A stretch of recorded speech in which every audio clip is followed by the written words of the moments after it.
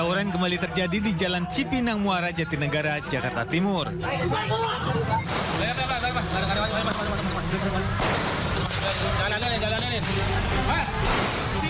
Kelompok pemuda Cipinang Muara, Jatinegara dan pemuda dari Kebon Singkong Duren Sawit ini saling serang menggunakan batu, petasan, serta membawa senjata tajam. Pengguna jalan yang ingin melintas pun terpaksa berbalik arah lantaran takut terkena sasaran. Belum diketahui penyebab kedua kelompok bertikai ini kembali tawuran meski sebelumnya sama-sama menyepakati deklarasi damai. Warga yang resah meminta dan berharap kepada kedua belah pihak yang bertikai untuk berdamai dan tidak mengulangi aksi. Kalau adanya tawuran di sini itu mengganggu dari kinerja dari masyarakat, terutama pedagang ya. Merugikan pedagang yang tadinya harus buka pada jam sekian, akhirnya mereka mundur. Ditambah lagi kan ini juga ada jalur Jaklingko ya. Jadi kemungkinan ya banyak masyarakat yang terlalu dirugikan lah dengan adanya aksi tawuran ini. Tawuran berhasil dibubarkan setelah aparat Sabara Polres Jakarta Timur dan Brimob tiba di lokasi kejadian. Dari Jakarta, Rio Manik, iNews melaporkan.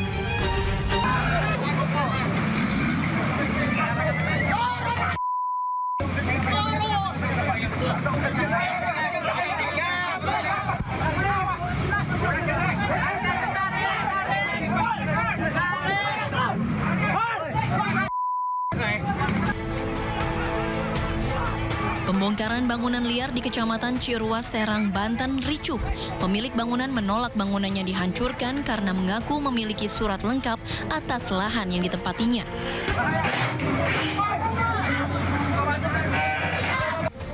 Para pemilik bangunan mencoba menghentikan alat berat yang akan merobohkan bangunan liar tersebut. Salah seorang pemilik bangunan juga berusaha menyerang pengemudi alat berat namun dihalang petugas Satpol PP.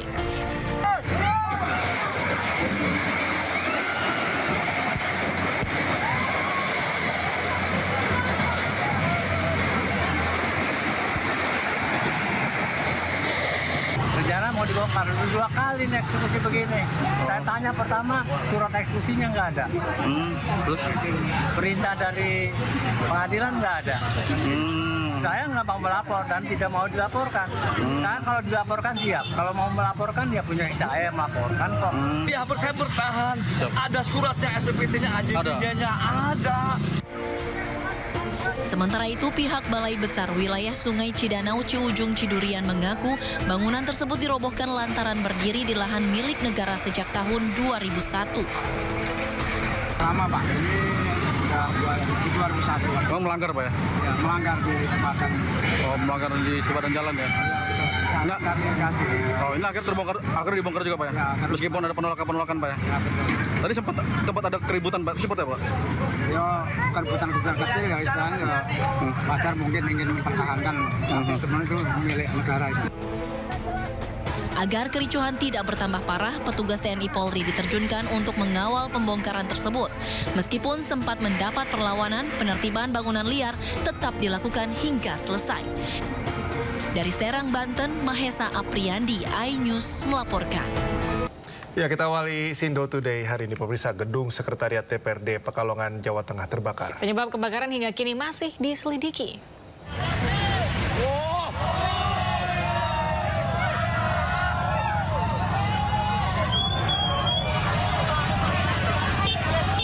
Kantor Sekretariat DPRD Kabupaten Pekalongan terbakar. Api membakar bagian atap lalu merembet ke bagian dalam kantor Sekretariat DPRD, ruang komisi, ruang rapat, hingga ruang staf dan lainnya.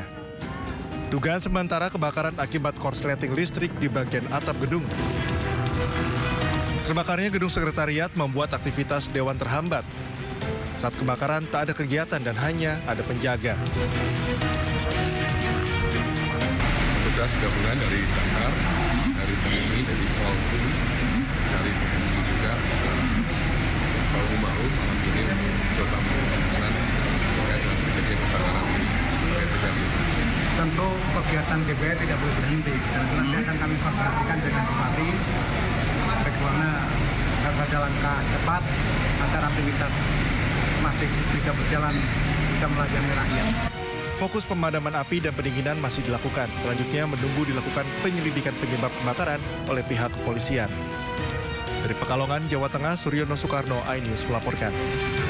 Sementara itu, pasca kebakaran yang terjadi di Rumah Sakit Tiara di Kabupaten Bekasi, Jawa Barat, petugas kepolisian langsung membuka penyelidikan. Polisi memeriksa 5 karyawan administrasi guna mengetahui penyebab pasti kebakaran.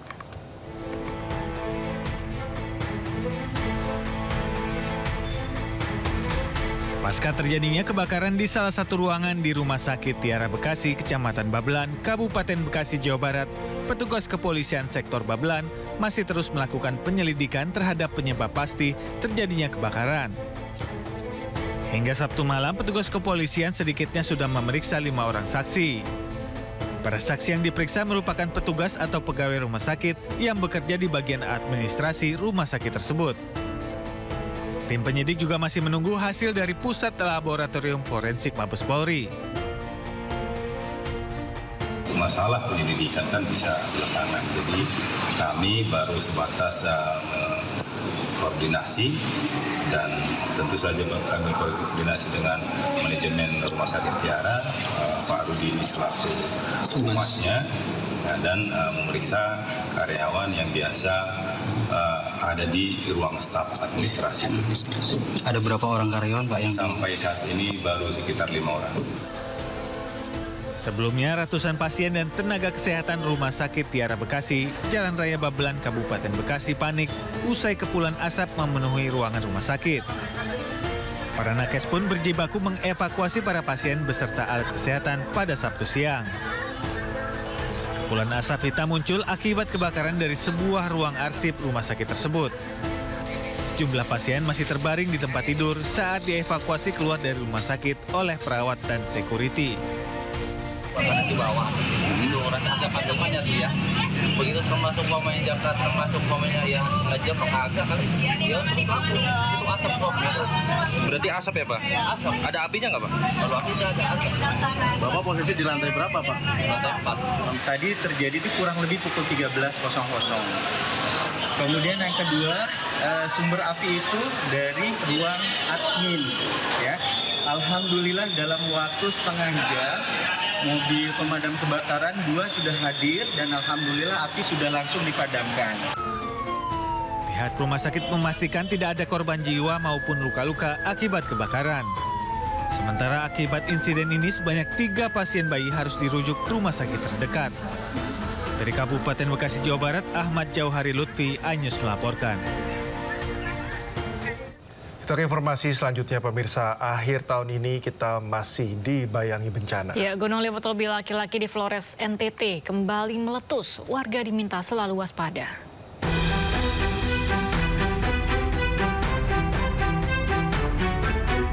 Gunung Lewotobi laki-laki Flores Tibur, NTT meletus pada Jumat malam. Erupsi ini menghasilkan kolom abu sekitar 7 km di atas puncak gunung atau sekitar 2.284 meter di atas permukaan laut. Erupsi terekam dalam seismogram dengan amplitudo maksimum 5,9 mm dan durasi sekitar 41 detik. Gunung Lewotobi laki-laki saat ini berstatus level 4 awas. Hingga saat ini sudah 2 kali terjadi letusan disertai abu vulkanik dan gemuruh. Warga mewaspadai potensi banjir lahar hujan pada sungai-sungai yang berhulu di puncak Gunung Lewotobi laki-laki jika terjadi hujan dengan intensitas tinggi, terutama di daerah Dule Pali, Padang Pasir, Nobo, Klatanlo, Hokeng Jaya, Boru, dan Nawakote. Masyarakat sekitar dan wisatawan dihimbau tidak beraktivitas dalam radius 6 km dari pusat erupsi Gunung Lewotobi laki-laki dan sektoral barat daya, utara, timur laut sejauh 7 km. Dari Flores Tibur, NTT, Jody Nura, iNews melaporkan. Pohon raksasa di kota Mojosari, Mojokerto, Jawa Timur tumbang menimpa seorang petugas kesehatan yang sedang berjaga di pos Nataru. Pohon juga menimpa 7 sepeda motor milik para petugas.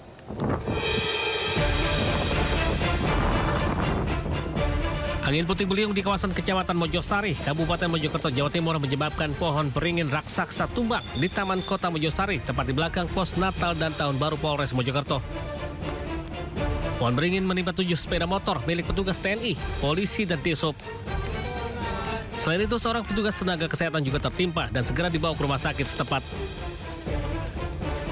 Ketujuh sepeda motor mengalami rusak parah dan sempat sulit untuk dievakuasi. Kena angin. Kenceng nggak anginnya? Ya kencang. Kayak puting beliung gitu. Ini namanya pos taman lalu lintas. Dan ini buat pos pam Nataru. Iya, Nataru. Jam berapa tadi kejadiannya? Kejadian sekitar jam 3:30. Motor baru dapat dievakuasi setelah petugas DLH Kabupaten Mojokerto memotong pohon beringin tersebut. Dari Kabupaten Mojokerto, Jawa Timur, Solahuddin Ayus melaporkan. Angin puting beliung muncul dari tengah permukaan laut di kawasan Pangandaran, Jawa Barat. Selain membuat warga panik dan wisatawan, angin puting beliung yang bergerak ke daratan juga merusak 3 rumah saat melintasi kawasan permukiman warga.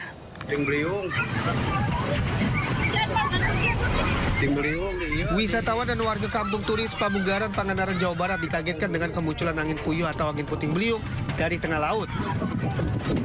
Angin puting beliung itu selanjutnya bergerak ke pantai atau daratan saat melintasi kawasan pemukiman. Angin kencang itu merusak 3 rumah termasuk sebuah warung. Sejumlah wisatawan yang berada di lokasi kejadian panik dan berlarian menjauhi pusaran angin. Beberapa orang nekat mendokumentasikan fenomena alam ini. Setelah merusak sejumlah bangunan, pusaran angin ini selanjutnya bergerak ke arah utara sebelum akhirnya menghilang. Tak ada korban jiwa dalam peristiwa ini. Warga Pangandaran diimbau agar selalu waspada menghadapi cuaca ekstrim ini. Dari Pangandaran, Jawa Barat, Irfan Ramdiansyah melaporkan. Hujan deras yang mengguyur Kabupaten Pangkep sejak pagi tadi menyebabkan banjir parah yang hingga kini belum surut. Debit air terus meningkat membuat ruas jalan provinsi tidak dapat dilalui kendaraan roda 2 maupun roda 4.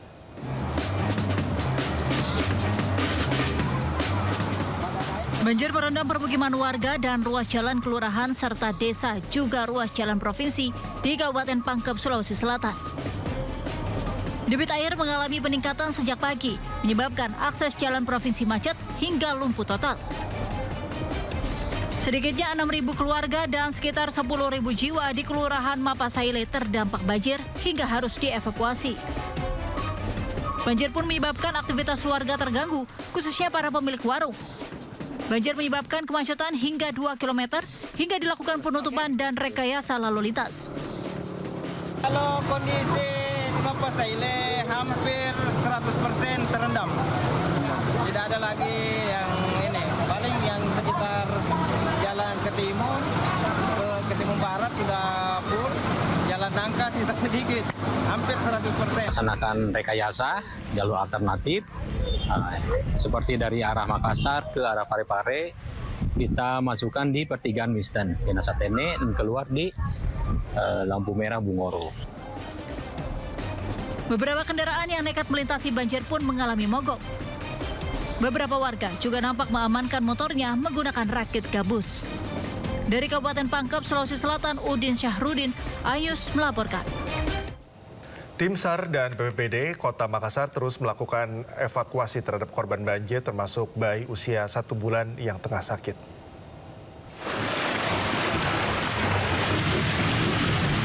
Bayi dan orang tuanya langsung dilarikan tim SAR dan BPBD Kota Makassar, Sulawesi Selatan ke rumah sakit. Banjir terus meluas hingga di 3 kecamatan di Kota Makassar, yakni Kecamatan Biringkanaya, Kecamatan Panakukang, dan terparah di Kecamatan Manggala. Akibatnya lebih dari 1.000 warga Kota Makassar terpaksa mengungsi di 21 titik pengungsian. Tim SAR dan BPBD Kota Makassar, Sulawesi Selatan masih dikerahkan untuk melakukan evakuasi terhadap warga korban banjir. Bertambah turis airnya atau bagaimana? Sepertinya bertambah karena tim tadi kasih tanda di dalam itu. Sudah dilewati tandanya. Tadi itu yang dievakuasi anak bayi karena apa dia? Dia kalau tidak salah umur 1 bulan. Kemungkinan dia step dan dilarikan ke rumah sakit Masita. Menurut Banjir bandang menerjang 3 kecamatan di Kabupaten Maros, Sulawesi Selatan setelah diguyur hujan deras beberapa hari terakhir. Dampak peristiwa ini 3 jembatan gantung dan 1 rumah hanyut terbawa arus sungai.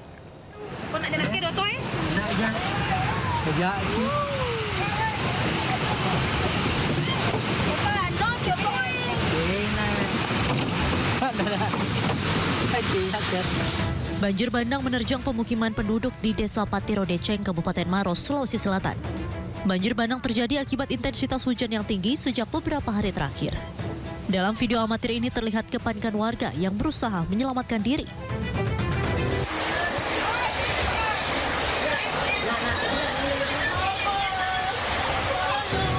Bahkan seorang ibu bersama bayinya dan sejumlah orang yang berada di tenda hajatan pernikahan panik meminta tolong saat terjebak di arus deras sungai yang meluap.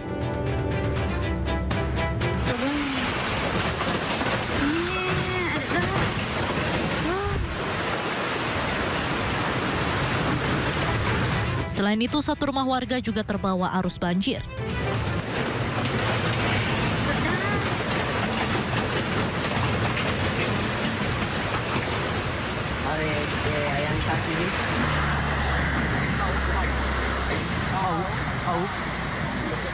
Tembak pos tadi mai pun nanu ro. Tembak kurani. Ya ilaha illallah.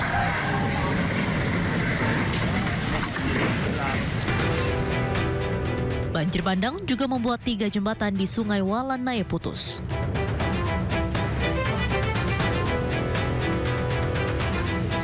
Tak hanya banjir bandang, cuaca buruk juga membuat tebing setinggi belasan meter longsor serta menutup akses jalan antara Kabupaten Maros dengan Kabupaten Bone, Sulawesi Selatan hingga menimbulkan kemacetan panjang.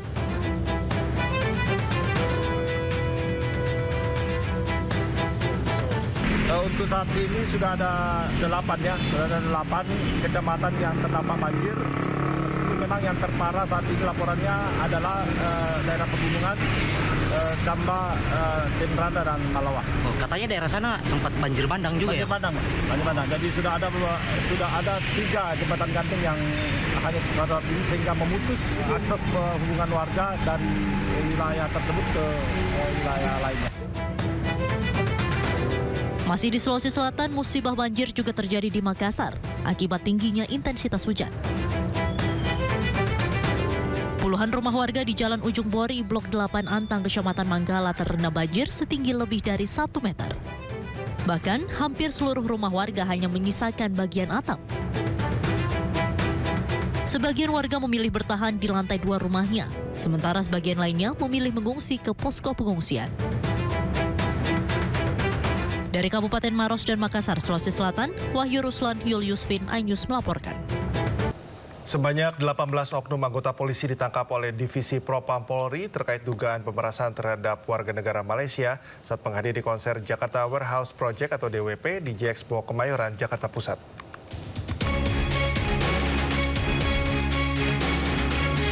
Kasus bermula dari unggahan viral di media sosial yang menyebutkan dugaan pemerasan oleh oknum polisi terhadap sejumlah warga negara Malaysia saat menghadiri konser Jakarta Warehouse Project atau DWP di J-Expo Kemayoran, Jakarta Pusat.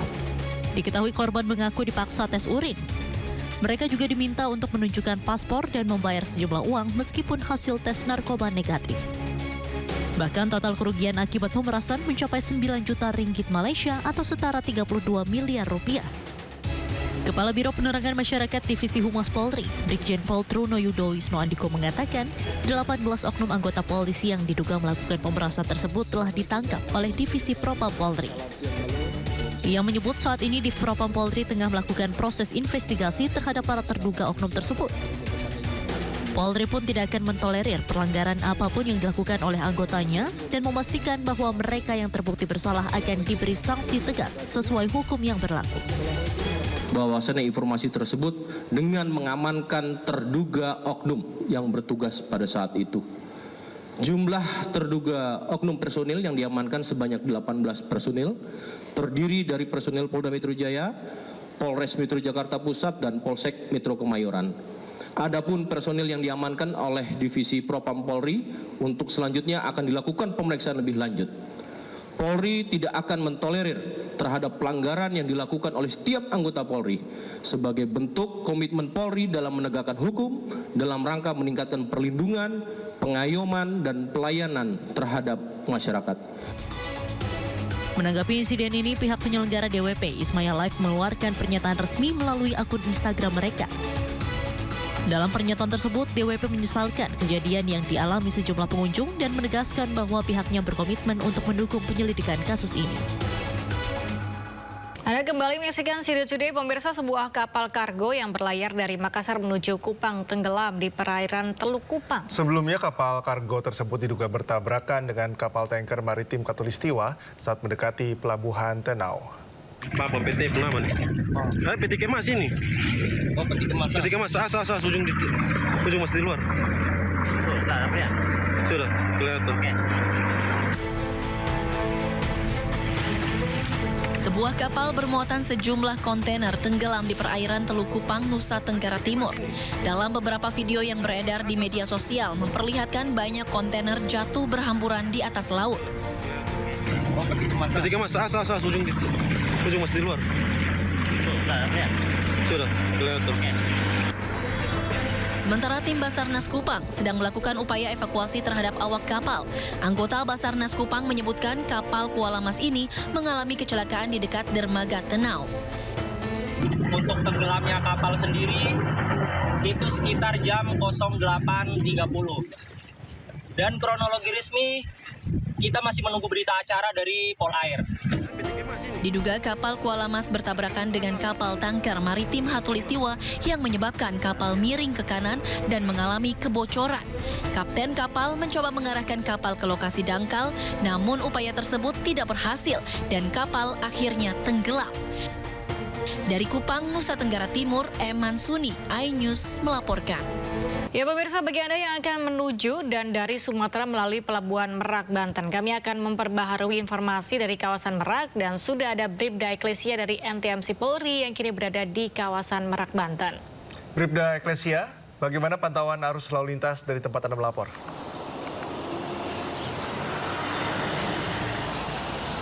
Baik, terima kasih Cikal dan Galuh. Selamat pagi pemirsa, bersama kami dari NTMC Korlantas Polri akan menginformasikan situasi arus lalu lintas langsung dari kawasan Gerbang Tol Merak, Banten. Dapat kita lihat bersama situasi arus lalu lintas pada pagi hari ini tampak cukup lancar dari berbagai arahnya.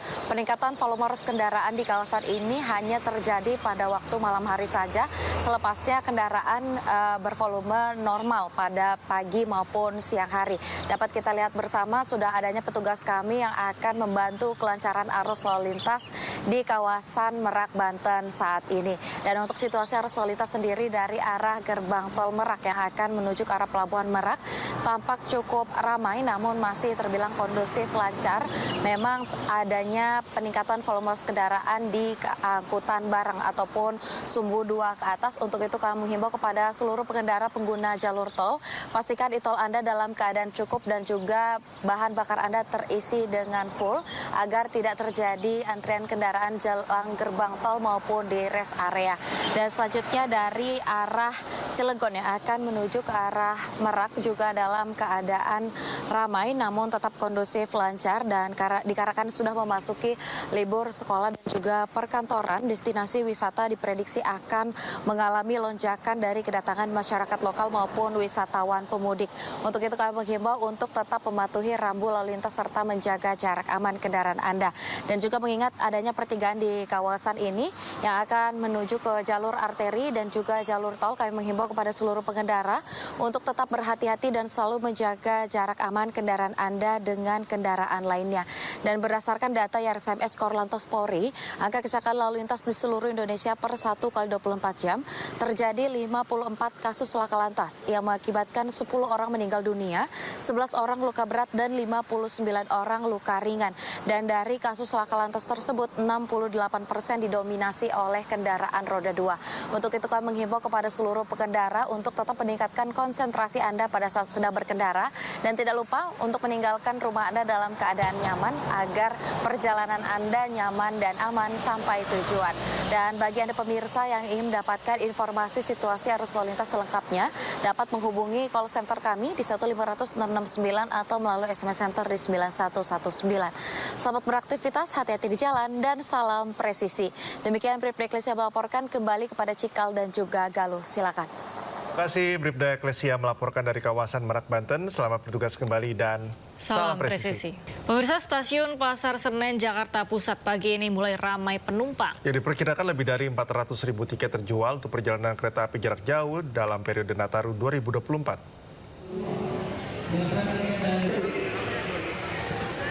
Penumpang yang akan berpergian ke luar kota sejak dini hari telah memadati stasiun Senen Jakarta Pusat. Mereka akan berangkat ke berbagai tujuan favorit seperti Surabaya, Purwokerto, Semarang, hingga Yogyakarta.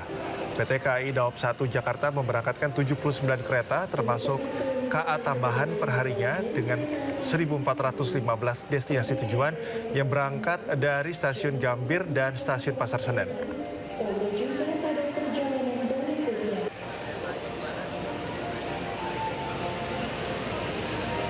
Sekitar 2.000 calon pemudik Nataru 2025 dengan tujuan sejumlah kota di Pulau Jawa dan Sumatera telah diberangkatkan melalui terminal bus Kalideres, Jakarta Barat.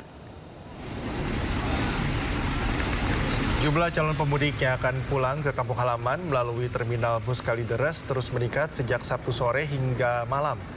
Para calon pemudik mengaku memilih berangkat saat ini karena baru mendapatkan cuti kerja dan bersamaan dengan libur sekolah.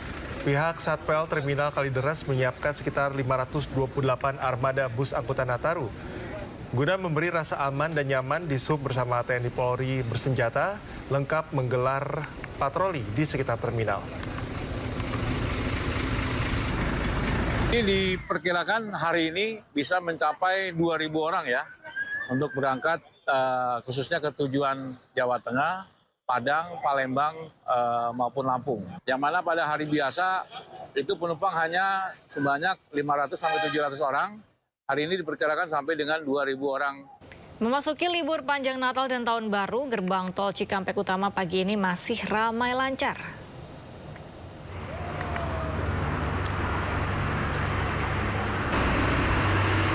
Meski terjadi lonjakan jumlah kendaraan 19 hingga 20%, arus lalu lintas masih relatif terkendali. Namun diprediksi akan ada 110 juta pergerakan kendaraan yang melintasi gerbang tol Cikampek Utama selama momen Natal dan Tahun Baru kali ini. Untuk mengantisipasi kepadatan lalu lintas di tol Jakarta Cikampek, pihak Jasa Marga maupun kepolisian telah menyiapkan rekayasa lalu lintas diantaranya kontraflow.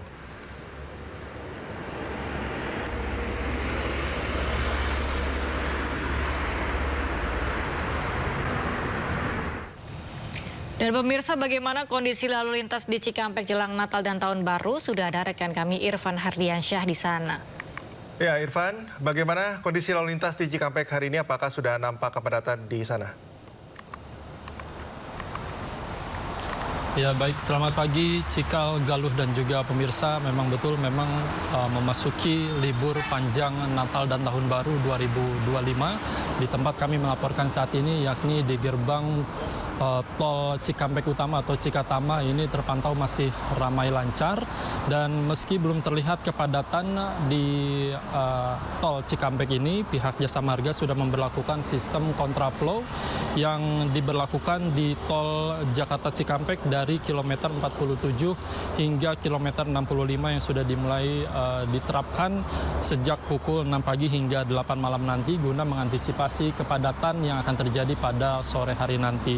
Dan nantinya pihak Jasa Marga juga akan berencana melakukan sistem kontraflow di beberapa hari ke depan, yakni di tanggal 24, kemudian tanggal 26, 28 Desember hingga tanggal 1 Januari 2025 dengan rincian pemberlakuan mulai pukul 6 pagi hingga pukul 12 siang.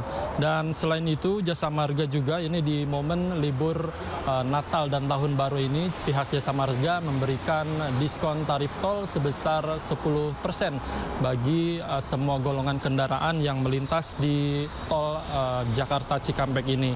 Dan ini akan diberlakukan pada tanggal 19 Desember, kemudian 28 Desember 2024 dan 3 Januari 2025 yang dimulai sejak pukul 5 pagi hingga pukul 5 pagi di hari berikutnya. Sementara itu untuk terkait data jumlah kendaraan yang sudah melintas di gerbang tol Cikampek Utama ini, sudah ada lebih dari 5.000 kendaraan yang melintas ke arah Palimanan yang melewati gerbang tol Cikampek Utama ini. Dan jika melihat dari data kemarin ini dibagi menjadi 3 shift, di mana shift pertama ini dilakukan dari pukul 5 pagi hingga pukul 1 siang. Jumlah kendaraan yang melintas atau melewati gerbang tol Cikampek Utama ini ada 22.930 kendaraan. Kemudian dilanjutkan dengan shift 2 ini ada di pukul 13.00 hingga pukul 20.00. Ini ada 13.658 kendaraan yang melintas di gerbang tol Cikampek Utama. Sementara itu ada di shift terakhir ini di shift 3 ada pada pukul 20.00 hingga pukul 05 pagi tadi ini ada sekitar 13.755 kendaraan yang melintas. Jika ditotalkan ini untuk hari kemarin ada sekitar 50.343 kendaraan yang melintas ke arah atau melewati gerbang tol Cikampek Utama yang akan melakukan perjalanan menuju ke arah Palimanan, khususnya di Jawa Tengah kemudian Jawa Timur. Sementara demikian Cikal dan juga Galuh. Terima kasih Irfan Hadiansyah melaporkan langsung dari kawasan tol Cikampek, Jawa Barat. Selamat bertugas kembali. Ya pemirsa, kita menuju selanjutnya ada warga yang akan liburan ke puncak pagi ini mulai memadati kawasan Simpang Gadok Ciawi. Diperkirakan kepadatan akan terus bertambah menjelang siang nanti.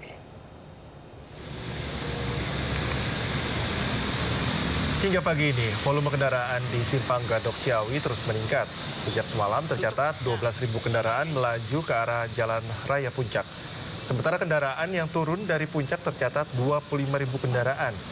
Untuk mengurai kemacetan, polisi menerapkan skema satu arah secara situasional, mulai dari Simpang Gadok hingga Simpang 4 Tugu Lampu Gentur Cianjur dan arah sebaliknya.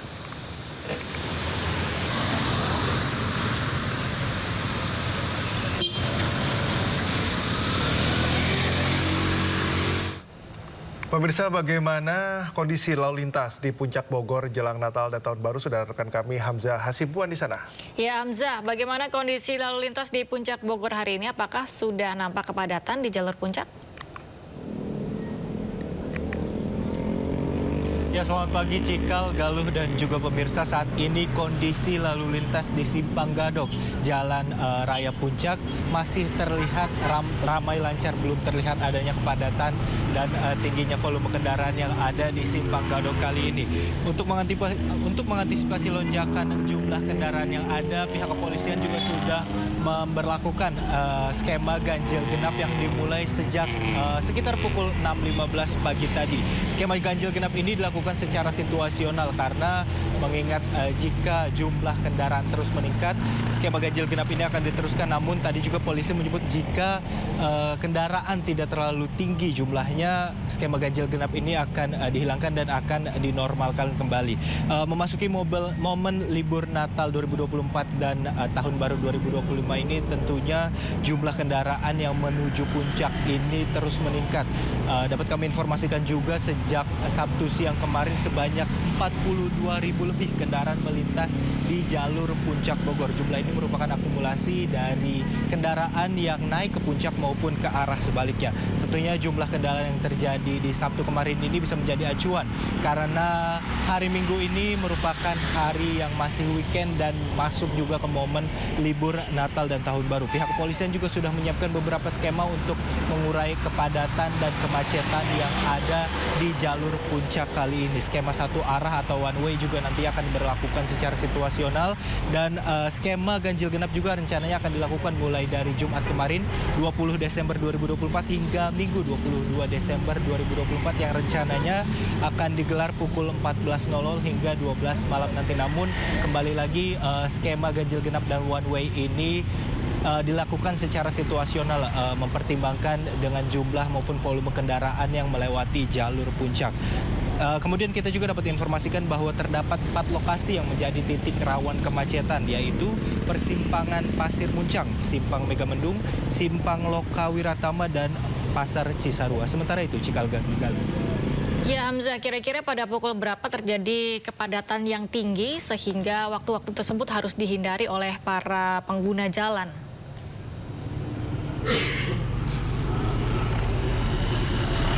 Ya, Cikal, Galuh, dan juga pemirsa, kami juga tadi sempat berbincang sedikit dengan pihak kepolisian yang ada di lapangan. Dari pihak kepolisian sendiri menyebut bahwa biasanya kepadatan dari kendaraan yang lewat baik naik maupun turun dari arah puncak ini biasanya terjadi di pukul 8 hingga 12 siang. Ini merupakan jam-jam ataupun waktu rawan kemacetan karena tingginya jumlah kendaraan yang didominasi oleh plat B yang ingin berlibur seperti itu ke arah puncak maupun sebaliknya. Sebentar itu, Cikal dan Galuh. Bagaimana dengan puncak arus mudik maksud kami puncak arus wisatawan begitu ya, untuk menuju ke puncak Bogor ini pada tanggal berapa diprediksi akan menjadi volume kepadatan tertinggi di wilayah puncak Bogor?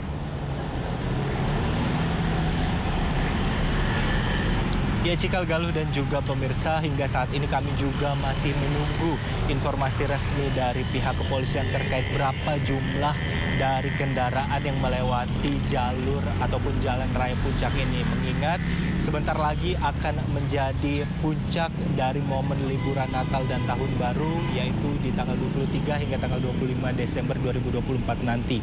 Di puncak ini juga masih banyak berbagai spot liburan yang menjadi favorit dari masyarakat Jakarta yang tentunya akan berpengaruh kepada tingkat volume kendaraan yang nantinya akan mengunjungi beberapa spot liburan yang ada di puncak Bogor, Jawa Barat ini. Cikal dan Galuh. Baik, terima kasih Hamzah Hasibuan melaporkan langsung dari kawasan puncak Bogor, Jawa Barat. Selamat bertugas kembali. Pemirsa, libur Natal dan Tahun Baru, arus lalu lintas di sejumlah ruas jalan tol mengalami peningkatan volume kendaraan.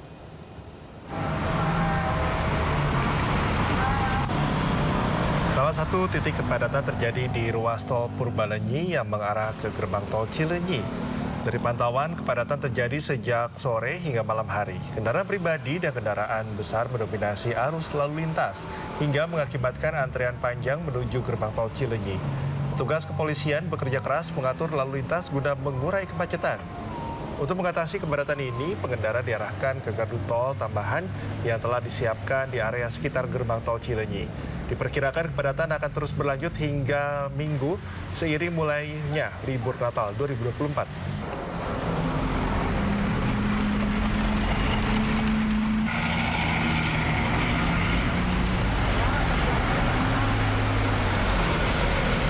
Ya, jelang libur panjang Natal dan Tahun Baru 2025, puluhan ribu kendaraan mulai memadati kota Bandung sejak Sabtu pagi. Tercatat ada 39.837 kendaraan keluar melalui pintu tol Paster.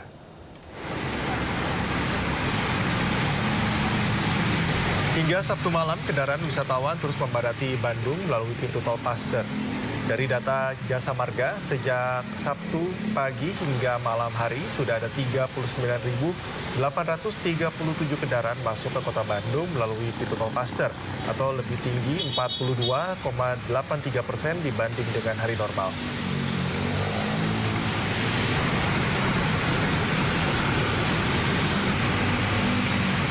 Kapolri Jenderal Listio Sigit Prabowo meninjau persiapan pengamanan libur Natal dan Tahun Baru di Terminal Tirtonadi, Solo, Jawa Tengah. Kapolri meminta seluruh armada bus layak jalan saat membawa penumpang. Kapolri Jenderal Listio Sigit Prabowo mengecek fasilitas Terminal Tirtonadi, Solo, Jawa Tengah di musim libur Natal dan Tahun Baru. Di antaranya mengikuti pemeriksaan kendaraan agar benar-benar layak jalan, meninjau posko kesehatan dan keamanan, serta berdialog dengan petugas. Kapolri berharap mudik Nataru berjalan aman dan nyaman. Sebelum ke Terminal Tirtonadi, Kapolri mengunjungi Solo Safari yang merupakan salah satu tujuan wisata warga di masa libur Nataru. Juga tentunya kepastian terkait dengan pengecekan kendaraan karena ini penting untuk dilakukan karena kita ingin untuk menekan jumlah laka lantas yang terjadi. Tahun lalu angkanya lumayan tinggi walaupun jumlah korbannya berkurang khususnya untuk tujuan Jawa Tengah dan Jawa Timur.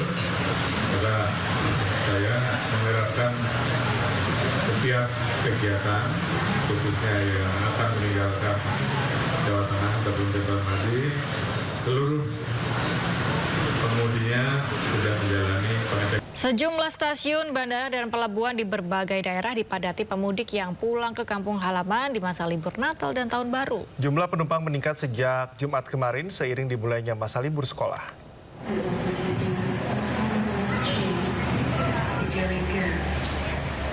Memasuki libur Natal dan Tahun Baru, ribuan penumpang memadati stasiun kereta api Kota Bandung, Jawa Barat.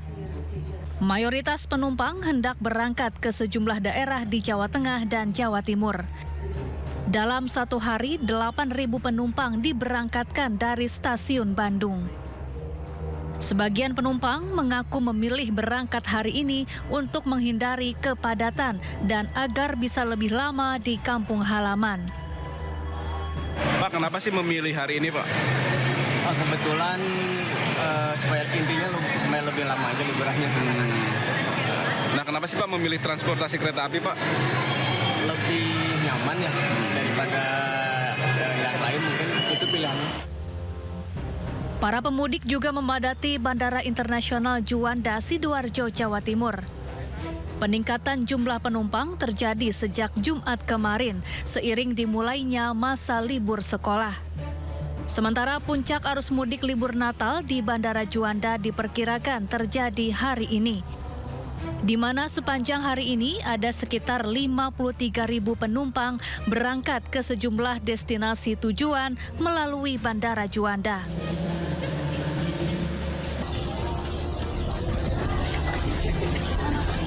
Kedatangan pemudik jelang libur Natal dan Tahun Baru di Pelabuhan Simboro, Mamuju, Sulawesi Barat sudah mulai ramai sejak 2 hari terakhir.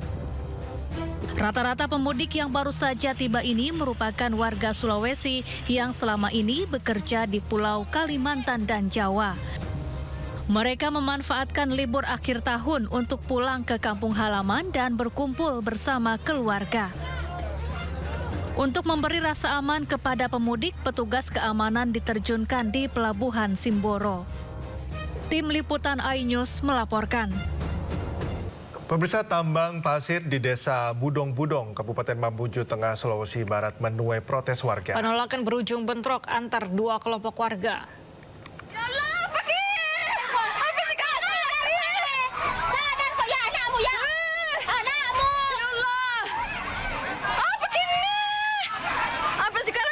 Bentrok antar dua kelompok warga yang menolak rencana hadirnya tambang pasir di pesisir pantai Desa Budong-Budong terjadi.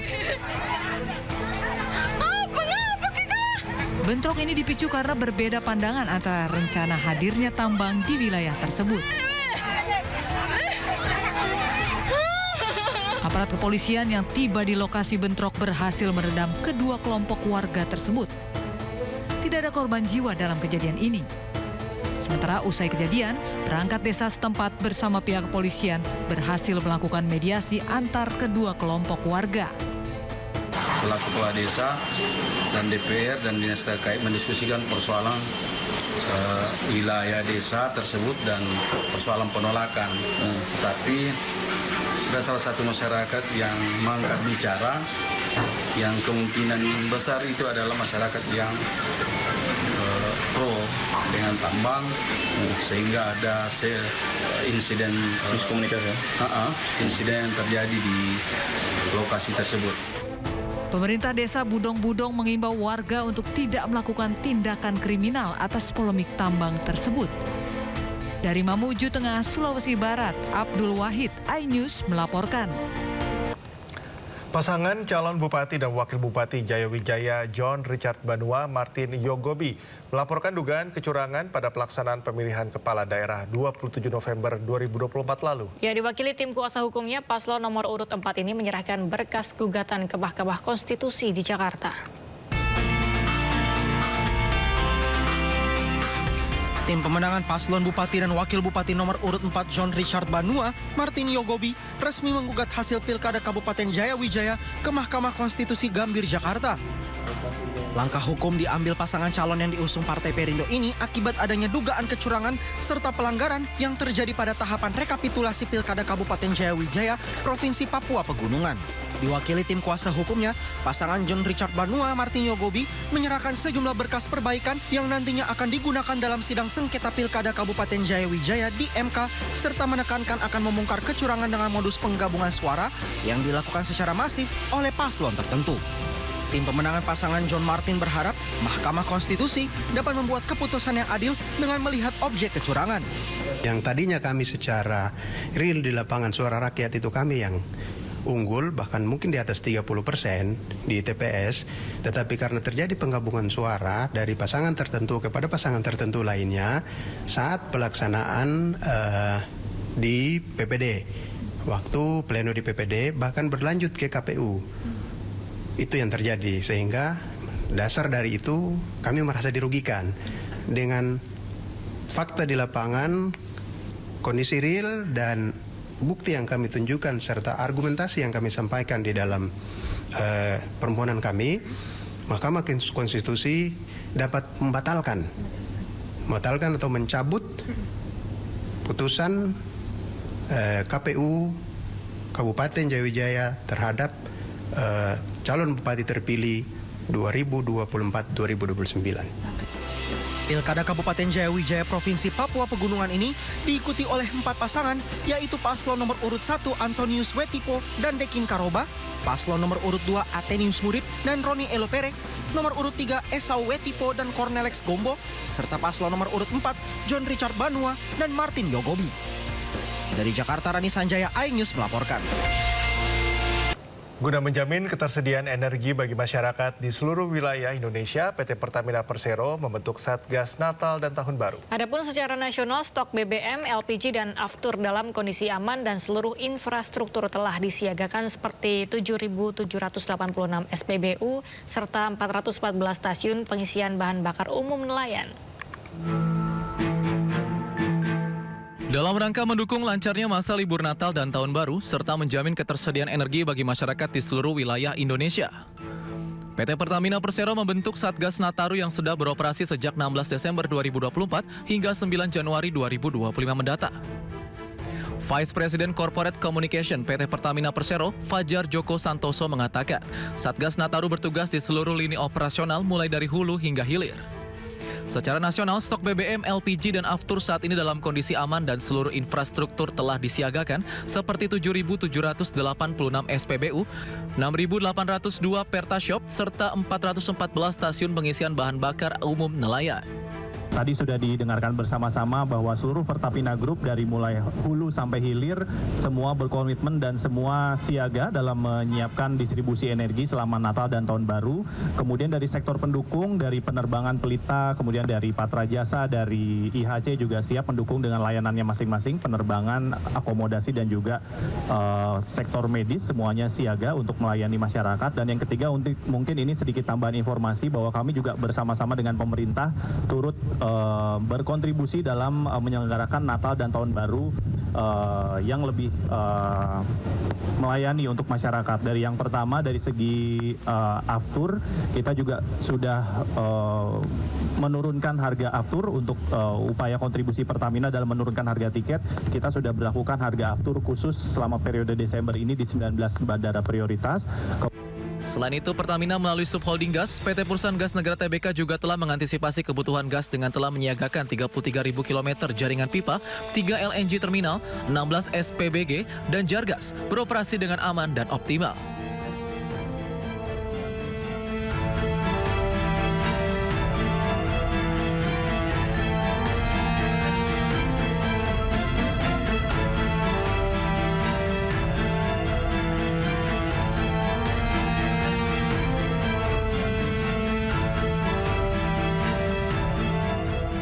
Pemerintah memberikan dukungan terhadap perkembangan industri kecil menengah atau IKM. Ya, 10 pegiat industri kecil menengah mendapat apresiasi Upakarti.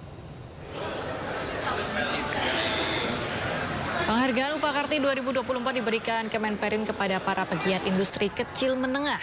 Ajang penghargaan 2 tahunan digelar untuk para pegiat IKM dalam negeri. Dari 75 peserta, Kemenperin menetapkan 10 penerima Upakarti 2024, yaitu 7 orang untuk kategori jasa pengabdian dan 3 lainnya kategori jasa kepeloporan. Anugerah Penghargaan Upakarti Kemenperin yang berlangsung sejak tahun 1985 bertujuan untuk meningkatkan masyarakat mendukung pemberdayaan industri kecil menengah. Saat ini jumlah IKM di tanah air meningkat tajam mencapai 4,5 juta unit usaha dan berkontribusi sebesar 99,77% dari total unit usaha industri. Terima kasih. Diperlukan banyak keterlibatan masyarakat yang dapat didukung melalui berbagai macam program, termasuk program pendampingan IKM yang dilaksanakan pemerintah, termasuk kementerian.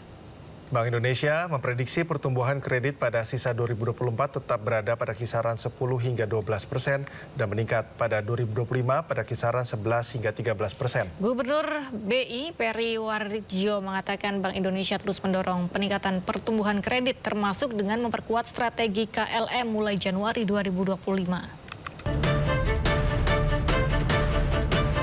Bank Indonesia memprediksi pertumbuhan kredit pada sisa tahun 2024 tetap berada pada kisaran 10 hingga 12% dan akan meningkat pada tahun 2025 pada kisaran 11 hingga 13%. Gubernur Bank Indonesia Peri Warjio mengatakan dari sisi penawaran kuatnya pertumbuhan kredit didukung oleh terjaganya minat penyaluran kredit. Berlanjutnya realokasi alat likuid ke kredit oleh perbankan dan pertumbuhan DPK serta dampak positif KLM Bank Indonesia yang disalurkan ke sektor prioritas. Peri mengatakan Bank Indonesia terus mendorong peningkatan pertumbuhan kredit, termasuk dengan memperkuat strategi KLM mulai Januari 2025 yang akan diarahkan untuk mendorong kredit, pembiayaan perbankan yang dapat mendukung pertumbuhan dan penciptaan lapangan kerja.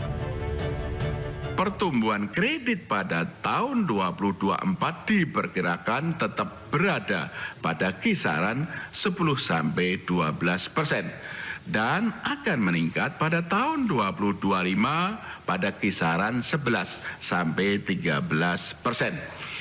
Bank Indonesia terus mendorong peningkatan pertumbuhan kredit, termasuk dengan memperkuat strategi kebijakan insentif likuiditas makrobudensial KLM mulai Januari 2025.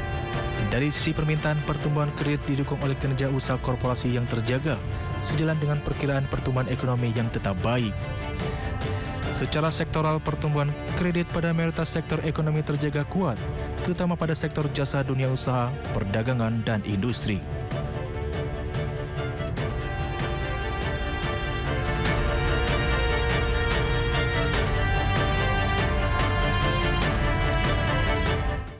Pajak pertambahan nilai atau PPN di Indonesia resmi naik menjadi 12% di tahun depan. Di tengah tekanan ekonomi ini, dua fenomena menarik muncul di kalangan publik, yakni frugal living, gaya hidup hemat yang sangat terkontrol, serta doom spending, kecenderungan belanja impulsif untuk menghindari stres dan tekanan hidup.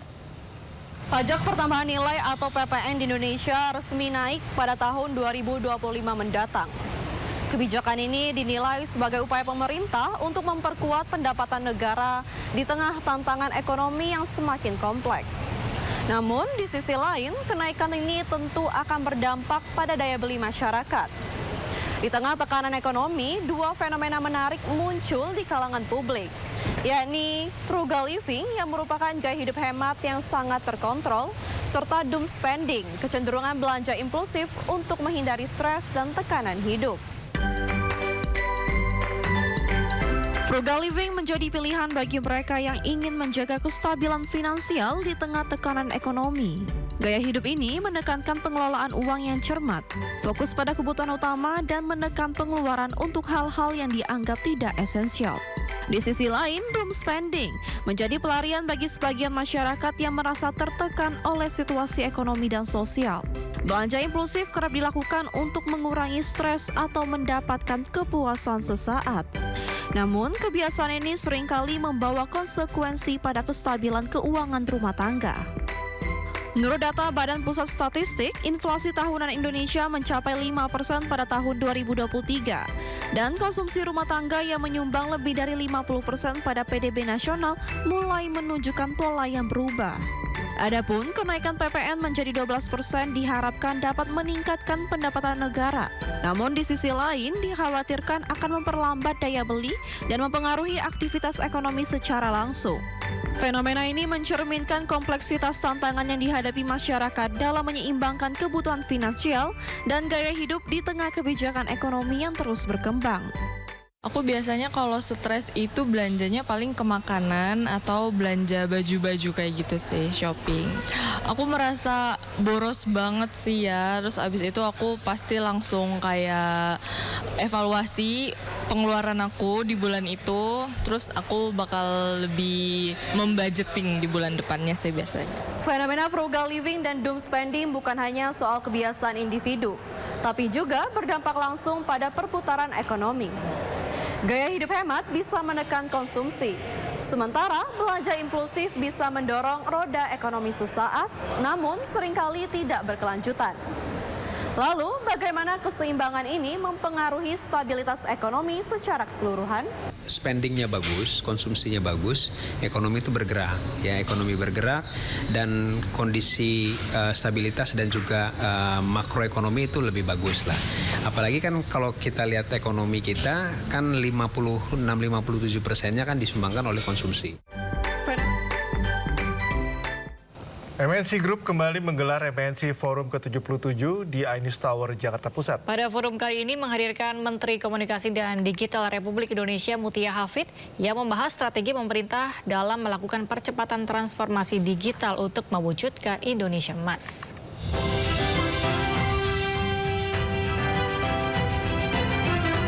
Menteri Komunikasi dan Digital atau Menkomdigi Mutia Hafid hadir sebagai pemateri utama dalam MNC Forum ke-77 di iNews Tower, Jakarta Pusat. Dengan bertajuk strategi pemerintah dalam melakukan percepatan transformasi digital untuk mewujudkan Indonesia Emas dan Corporate Business Update, forum ini turut dihadiri Eksekutif Chairman MNC Group Hari Tanusudibyo serta Co-CEO MNC Group Angela Tanusudibyo. Forum kali ini fokus bertukar gagasan dan mendiskusikan tantangan pemerintah untuk menerapkan literasi digital, sehingga bisa menciptakan masyarakat produktif menuju Indonesia Emas di 2045. Dalam MNC Forum ke-77 kita senang bisa berbagi program-program prioritas pemerintah dan senang mendapat komitmen bahwa MNC Group juga akan on board untuk mendukung dalam hal tentu pendidikan atau edukasi kepada masyarakat terkait program-program pemerintah sehingga masyarakat juga bisa memberi masukan. Tentu kami berkomitmen untuk terus mendukung terutama dalam upaya literasi digital karena memang ini penting sekali.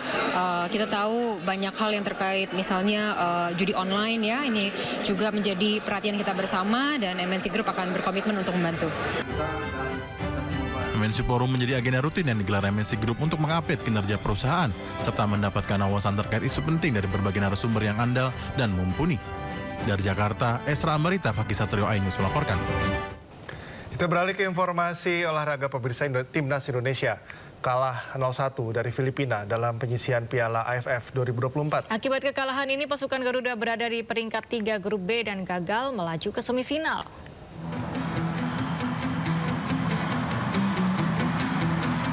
Indonesia harus menelan pil pahit tersingkir dari Piala AFF 2024 usai kalah 0-1 saat menghadapi Filipina di Stadion Manahan Solo. Di babak pertama, kedua tim sama-sama ngotot dan bermain keras. Petaka terjadi saat laga memasuki menit ke-42.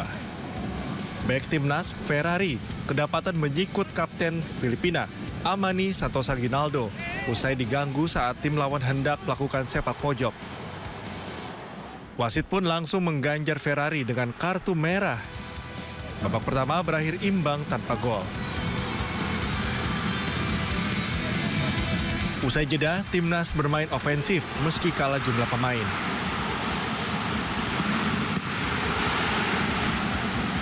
Pada menit ke-57, Garuda dihukum penalti usai Doni Tri Pamungkas handball saat menghalau tendangan lawan.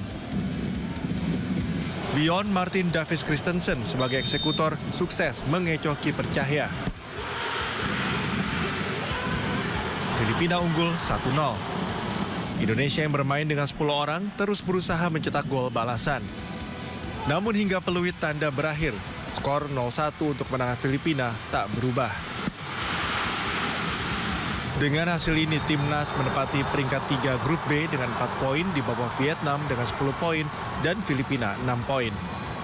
Pasukan Garuda tersingkir, gagal lolos ke semifinal Piala AFF. Indonesia gagal melaju ke semifinal usai dilibas Filipina 1-0. Dalam pernyataannya, Coach Sinteyong mengaku kecewa, namun dirinya berharap pertandingan dapat membuat skuad muda berkembang untuk tahun depan. 네, 뭐 일단 패했기 때문에 많이 아쉽다. 그렇지만 우리 선수들 진짜 평균 연령 20세밖에 안 되는 우리 어린 선수들이 필리핀 성인 대표팀을 상대로 열심히 잘해줬고 어떻게 보면 우리 따르지 않았다. 그런 부분에 있어서는 좀 많이 아쉽고 그렇지만 뭐 우리는 많은 희망을 봤다 저는 개인적으로 생각하고 있습니다. 그렇지만 우리도 부족한 게 있기 때문에 더 노력해야 된다. 오늘 경기는 뭐 한마디로 우리 젊은 선수들이 너무 고생했고 좀 아쉬운 부분이 많이 남는다 이렇게 생각이 듭니다. 네, 뭐 예선 탈락했으니까 실패를 볼 수 있겠지만 우리는 뭐 성인 대표팀이 나온 것이 아니라 저는 지금 우리 성인 대표팀 나오면 무조건 우승할 수 있다. 저는 그렇게 판단하고 있고요. 절대적으로 뭐 실패다는 소리보다는 우리 어린 선수들한테 상당한 경험을 만들어 줬다고 생각하고 있습니다. 일단 오늘 이 멤버들이 사실은 내년 SEAGame과 23세 이하 아시안컵 준비 멤버들이기 때문에 너무 실망 안 했으면 좋겠고요. 잘 아시다시피 우리는 상대 국가의 성인 대표팀하고 경기했으니까 우리 또 어린 선수들 잘해줬고 뭐 어린 선수들이 상대 성인 대표팀하고 경기를 하면서 부족한 점이 많이 있죠. 뭐 피지컬부터 해서 모든 것이 우리도 훈련할 수 있는 시간도 짧았고 지금 우리 인도네시아는 또 리그가 진행 중이고 그러다 보니까 모든 것이 우리가 조금 힘든 여정을 할 수밖에 없었다. 그렇지만 앞으로 이런 부분을 고치는 것이 아니라 뭐 어린 회장님하고 우리가 더 큰 꿈을 갖고 사실은 준비했기 때문에 실망하시지 마시고 우리 에라 PS사의 우리 에릭 회장님이랑 우리 대표팀을 믿고 좀 더 지켜봐 주시면 분명히 우리 팬들이 훨씬 좋아하는 성적을 낼 수 있을 것이다. 저는 그렇게 생각합니다. 네, 일단은 뭐 정확히 얘기하면 실망했다. 우리 나우스 경기도 말스르나가 퇴장당하면서 힘든 경기를 했었고 오늘 또 사실 페라리가 그런 무모한 짓을 안 했으면 퇴장을 안 당했으면 분명히 뭐 필리핀은 한 2-3골 우리가 넣을 수 있다는 그런 자신감을 갖고 경기했는데 불의에 퇴장을 당하면 너무 아쉬운 경기가 됐고 나파일은 이번에 오면서 많이 피곤을 많이 호소했고 자기 퍼포먼스 못 보여줬는데 그런 부분은 좀 실망했지만 그래도 또 우리가 내년 3월달에 대표팀 그런 모습에 있어서는 또 돌아가서 열심히 잘 해줄 거다 믿고 있다.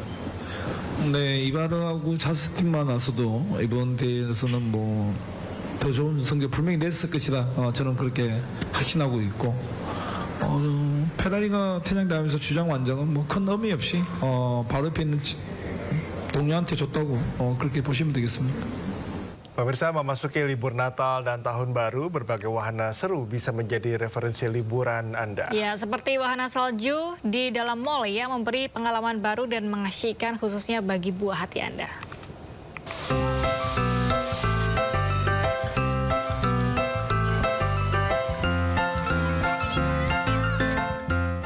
Ingin merasakan dinginnya es dan salju bak di Eropa? Anda bisa berkunjung ke salah satu mall di Jakarta Barat. Nah, sebelum bermain, pengelola menyediakan sepatu boots yang harus dipakai pengunjung. Di sini para pengunjung, khususnya anak-anak, bisa bermain di atas lapisan es.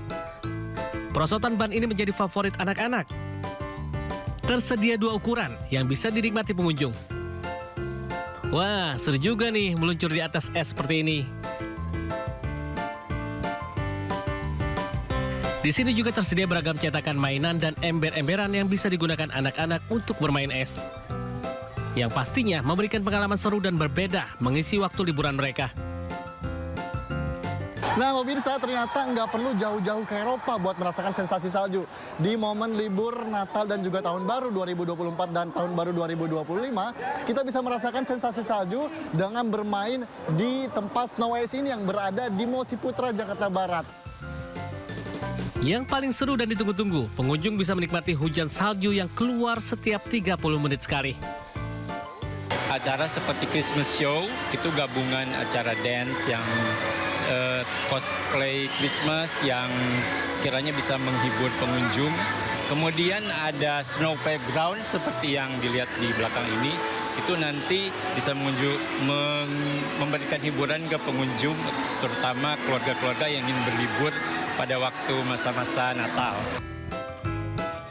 Wahana bermain salju ini pun semakin meriah dengan penampilan Christmas Show, seperti nyanyian dan tarian yang menghibur para pengunjung.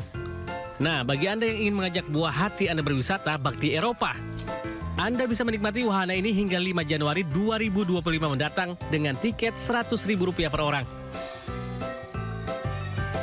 Tentunya ini menjadi salah satu destinasi wisata yang merekomendasi banget untuk teman-teman main di momen libur Natal 2024 dan juga Tahun Baru 2025. Dari Jakarta, Hendri Afila dengan juru kamera Sadu, iNews melaporkan.